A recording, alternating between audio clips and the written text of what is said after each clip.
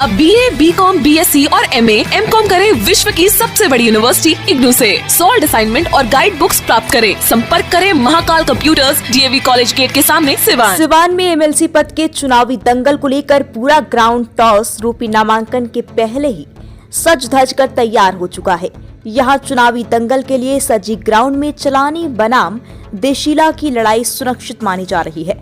हालांकि सिवान के खेल ग्राउंड में इसके पूर्व की हुई रोमांचक लड़ाई में चलानी रूपी खिलाड़ी अपना भाग आजमा चुके हैं, लेकिन सिवान जिले के अलग अलग क्षेत्रों से चुने हुए जनप्रतिनिधियों का साथ उन्हें नहीं मिला, जिस कारण उन्हें हार का मुंह देखना पड़ा था। यहाँ हम चलानी और देशिला में अस्पष्टता जाहिर करते हुए बता दें कि ये दोनों काल्पनिक नाम हैं। चलानी मतलब बाहरी उम्मीदवार तथा देशिला मतलब स्थानीय उम्मीदवार।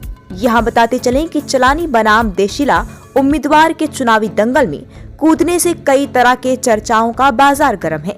यहाँ बताते चले कि सिवान में होने वाले MLC पद के चुनाव के लिए महागठबंधन की ओर से पहले के चर्चित शराब माफिया श्री विनोद जायसवाल का टिकट कंफर्म कर दिया है, लेकिन NDA गठबंधन की ओर से पार्टी के आला कमान ने अब तक अपने उम्मीदवार की घोषणा नहीं की है।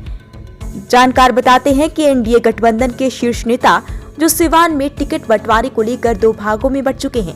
एक तरफ जहां सूबे के मुखिया श्री नीतीश कुमार के करीबी कहे जाने वाले बढ़हरिया से JDU के पूर्व विधायक श्री करीबी सह जिले के चर्चित समाज सेवी श्री रईस खान के लिए टिकट की दावेदारी का दावा ठोक दिए हैं, जबकि उधर NDA गठबंधन के भाजपा तथा JDU के कई सक्रिय नेता भी टिकट की होड़ में काफी प्रयासरत हैं। उधर सिवान से JDU सांसद श्रीमती कविता सिंह के पति सह JDU के वरिष्ठ लीडर श्री अजय सिंह का नाम भी सुर्खियों पर है। उधर जैसे ही श्री अजय सिंह का नाम टिकट्स की होड़ में सामने आया तो सिवान से भाजपा के पूर्व सांसद श्री ओम प्रकाश यादव ने मीडिया के समक्ष एक बयान देकर राजनीतिक गलियारों में बीते दिनों भूचाल मचा दिया है। हालांकि ये अभी तक स्पष्ट नहीं हो पाया है कि सिवान से JDU के वरिष्ठ लीडर श्री अजय सिंह टिकट की होड़ में है या नहीं। उधर बीच में पूर्व MLC श्री मनोज सिंह का नाम भी टिकट की होड़ में शामिल है। जानकार बताते हैं कि सिवान में MLC चुनाव को लेकर प्रत्याशियों के आकलन में हो रही देरी तथा भाजपा एवं JDU खेमे में उफान सा मचा हुआ है, जिसको लेकर पटना में बैठे शीर्ष नेताओं में गोपनीय रूप से मंथन लगातार जारी है। अगर सिवान में टिकट बंटवारे को लेकर इसी तरह NDA गठबंधन के नेताओं में एक दूसरे पर कटाक्ष और मतभेद थमा नहीं तो अचानक NDA गठबंधन में आ रही दरार को लेकर सिवान को भाजपा के खाते में दिए जाने का अनुमान है। ऐसी संभावना पटना में बैठे जानकार व्यक्त कर रहे हैं। अब भाजपा के खाते में जाने के बाद यहाँ से टिकट की होड़ में प्रबल दावेदार कौन होता है, ये तो समय बताएगा। उधर अपने आप को निर्दलीय प्रत्याशी के रूप में घोषित कर चुनावी मैदान में उतरे सिवान जिले के चर्चित समाज सेवी श्री रईस खान का स्पष्ट रूप से कहना है कि मुझे न भाजपा से बगावत है न JDU से अदावत है। श्री रईस खान का कहना है कि मैं सिवान जिले के कोने कोने में हाल के दिनों में हुए त्रिस्तरीय पंचायत चुनाव में चुने हुए जनप्रतिनिधियों के बदौलत एक स्नेही के रूप में, उनका स्नेह और एक आशिक के रूप में उन सबों का मोहब्बत की भीख मांगने के लिए चुनावी मैदान में हूँ।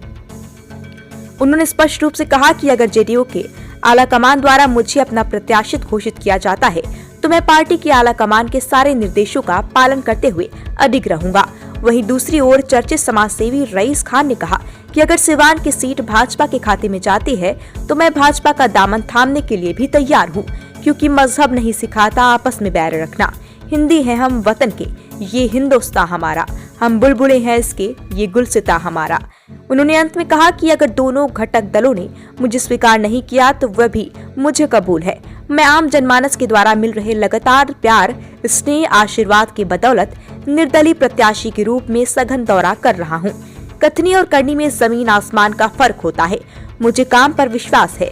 अगर चुने हुए जनप्रतिनिधियों का अपार समर्थन मुझे मिला तो मैं दोनों धर्म के सभी सम्मानित जनप्रतिनिधियों को एक साथ मिलाकर चलने का काम करूंगा। उल्लेखनीय हो कि इन दिनों क्षेत्रों में चर्चित समाज सेवी श्री रईस खान का लगातार सघन दौरा जारी है। जहां भी श्री रईस खान का काफिला पहुंच रहा है वहां युवाओं की एक टोली सेल्फी लेने में मशहूर दिख रही है। ये कटु सत्य है कि समाज के लिए सेवा की भावना से उभरे श्री रईस खान का क्षेत्रों में लगातार लोकप्रियता बढ़ रही है। इससे इनकार नहीं किया जा सकता है। कहा गया है कि सच्चाई छुपती नहीं। बनावट के वसूलों से ठीक उसी प्रकार क्षेत्रों में उमड़ रही जन सैलाब को देखने से ऐसा प्रतीत हो रहा है कि कहीं न कहीं समाज सेवी श्री रईस खान को लेकर लोगों में एक उमंग और विश्वास जगी हुई है। उधर सिवान जिले के रघुनाथपुर विधानसभा के पूर्व प्रत्याशी श्री मनोज सिंह पर प्रकाश डाला जाए तो ये भी सिवान में फिलहाल एनडीए गठबंधन में आई अचानक दरार के बाद टिकट की होड़ में काफी प्रयासरत है। अब देखना है कि अगर सिवान की सीट भाजपा के खाते में जाती है तो वह टिकट लेने में कामयाब होते हैं या नहीं, ये तो निर्णय उड़ रही हवा की झकोरे ही कर सकता है। हालांकि जानकार बताते हैं कि इनकी भी अच्छी खासी पकड़ पटना के भाजपा के शीर्ष नेताओं में है। अगर हम महागठबंधन के फाइनल उम्मीदवार श्री विनोद जायसवाल पर प्रकाश डालें तो इनका भी दौरा सिवान जिले के कोने कोने में लगातार जारी है। महागठबंधन के प्रत्याशी श्री विनोद जायसवाल जिले के कई अलग अलग हिस्सों में भी हाल में हुए त्रिस्तरीय पंचायत चुनाव में चुने हुए जनप्रतिनिधियों के साथ बैठक भी कर चुके हैं। बहरहाल चाहे जो हो, पहले के हुए चुनाव तथा इस बार के होने जा रहे एमएलसी चुनाव में काफी भिन्नता होने का अनुमान लगाया जा रहा है। अगर हम चुनाव में एम-वाई समीकरण की बात पर प्रकाश डालें तो सिवान में एम-वाई समीकरण अब एक अनबुझ पहेली बनकर विलुप्त होते जा रही है। यहाँ के लोग अब सीधे तौर पर गंगा जमुनी तहजीब को कायम रखने की बात करते हुए सभी धर्म को एक साथ मिलाकर चलने की बात करते हुए नजर आ रहे हैं। उल्लेखनीय हो कि इस बार का एमएलसी पद के लिए होने जा रहे चुनाव काफी दिलचस्प होगा, क्योंकि यहाँ जिस तरह सावन से भादो कम नहीं होता है, ठीक उसी प्रकार सभी प्रत्याशी अपने आप में एक मायने रख रहे हैं। न्यूज़ तक से परवेज अख्तर की रिपोर्ट।